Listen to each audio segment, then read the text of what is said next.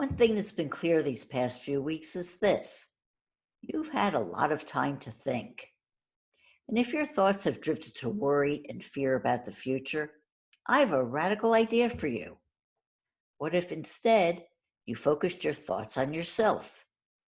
Does that sound selfish? Maybe not. There's a way to center attention on yourself that can transform your life to new heights. We're going to discuss how with mindset expert Heather Elliott. Heather is the founder of Mindful Change, whose mission is to help people permanently break free from limiting patterns and into living a life they love. Welcome to the Dream Power Show. Thank you, Debbie. Glad to be here. Oh, it's my pleasure to have you back with us. Heather, you're quoted as saying, "Your mind is the author of your life. Meet your mind, change your life." What do you mean by this? I've been studying the mind, Debbie, since the mid-'80s. That kind of speaks to my age a little. But back in the mid-'80s, there wasn't a lot of stuff around that indicated how reality happened. But I learned to use my mind back then to be able to create my world. I used subliminal tapes that I made for myself to change my life. So I just, embedded suggestions about the kind of life I was living, and lo and behold, within about 6 months, I was living it. I learned to use vision boards to identify the details of what I was creating, and I noticed that when I used that technique, it worked. So when I had a chance to study the mind more in depth, which I did in the late 80s and all through the 90s, I found that an even greater link to the mind and our reality, like the small thoughts that we don't think matter. And I founded a technique called the mindful change process in mid 2005 that helps people to be able to transform all of the subconscious programming that we have loaded in there throughout our entire lifetime, because it affects every single level of our life. The people we attract, the events that we're attracted to, how people treat us, the abundance or lack thereof. I mean, it's all in here, and it's all been conditioned into our brain, and we just run it like a script, and we don't even know we're doing it. Why is the default position for most people to focus on the negative parts of their life? Our entire culture has taught us to go there. If you want to go back to basic conditioning, what I said about the subconscious, it's been conditioned through a lifetime of input from the outside. When you think about the school system and how children are taught, is that they're shown their mistakes and they're asked to correct them. So the bias is automatic to the negative. So that, what's wrong with this? Or how can I be better? So in other words, we don't start with the positive, we start with the negative. And so as a culture, as a world, we actually do that like perpetually. Listen to the evening news. I mean, listen to the pandemic news. They don't start with the good stuff. What they're doing is the world is conditioning us to look for the problems, and our school systems and our media are all, like, if it doesn't bleed, it doesn't lead. Like we're just conditioned to expect to look for what's wrong and be afraid of it. And that also brings up the point of languaging. The Yes. words we use also has an effect that way. Oh, huge. I mean, without realizing it, Debbie, by the time a child is 7 years old, they have almost all of the conditioning they're going to use for the rest of their life. And it all comes from the language that they've heard used around them and the behaviors of the people, the core people in their lives, like their parents, their grandparents, their siblings, teachers, other students, etc. Like by the age of 7, it's all in here. And all that happens from the age of 7 on is that we project ourselves into what we expect to find. And life just becomes a self-fulfilling prophecy based on the beliefs and ways we've been taught to expect the world to show up. Is this why it's so hard for a lot of people to love themselves? Yes, absolutely. I mean, that's kind of a loaded question as well. But when I work with clients on my day-long sessions, we go back into their past to find out what is it that they believe that is interfering with their ability to move forward, or that's creating anxiety in them or making them depressed or whatever. And invariably, it takes them back to incidences that happened early in their life, and how they interpreted it was negatively. So they would have interpreted, mom's busy with the new baby as I'm not special anymore, or I don't matter.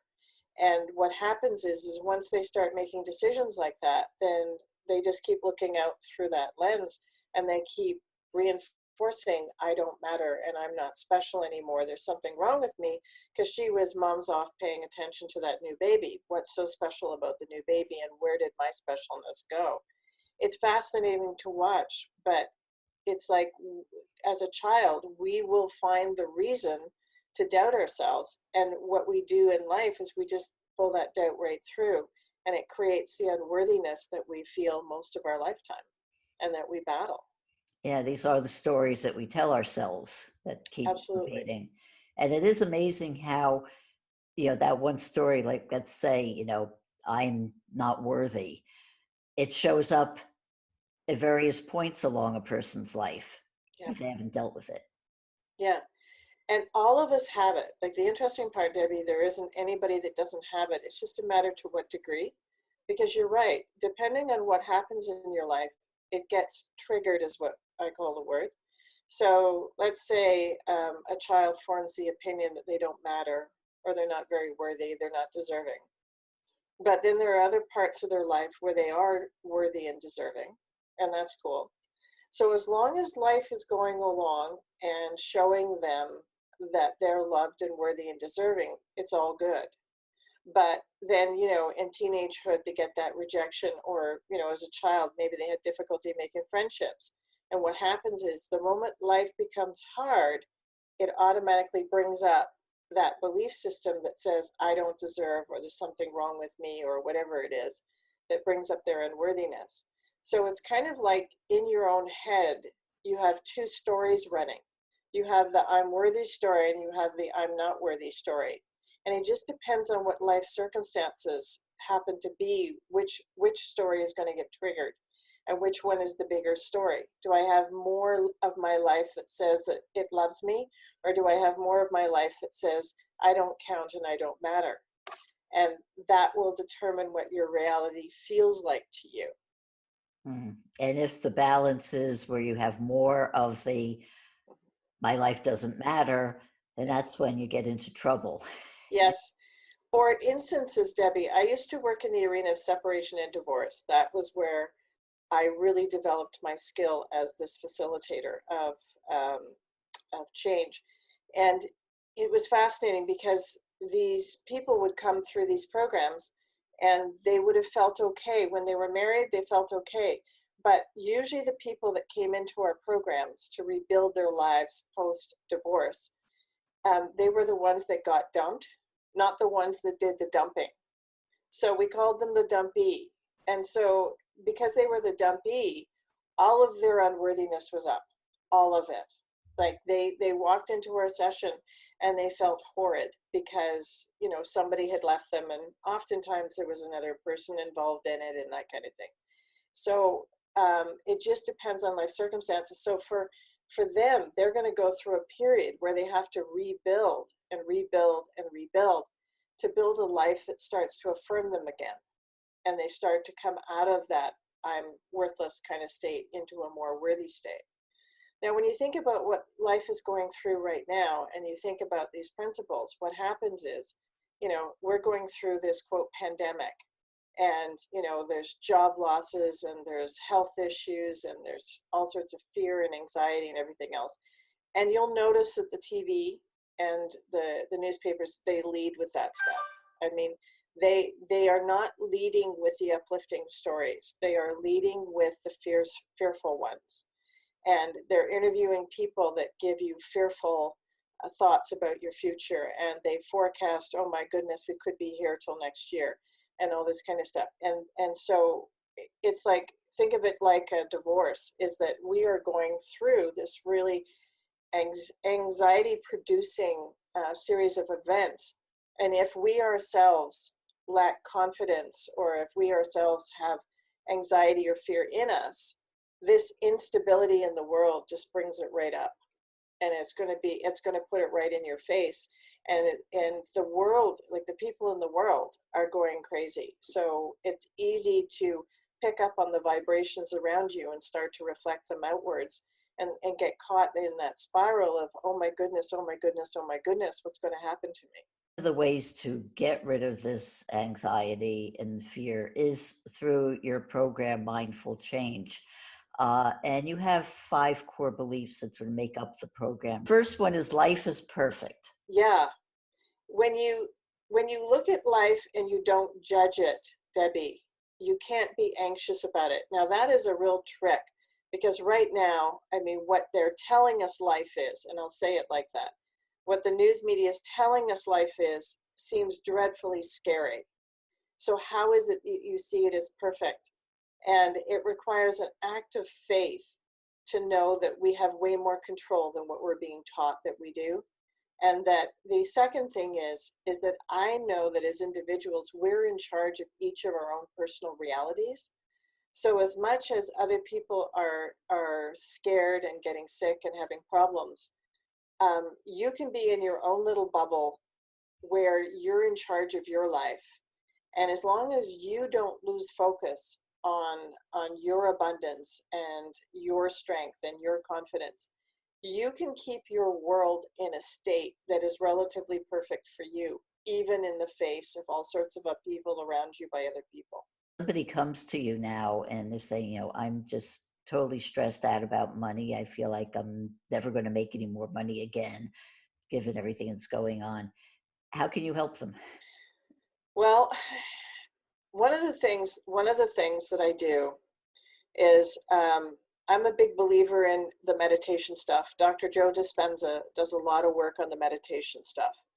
And it's all about moving your frequency out of that fear-based state. Like, in order to help anybody right now, they have to be able to move out of their fearful pictures that they're making in their head, and they have to really fight against them. So whatever technique is going to work for them, I would teach them.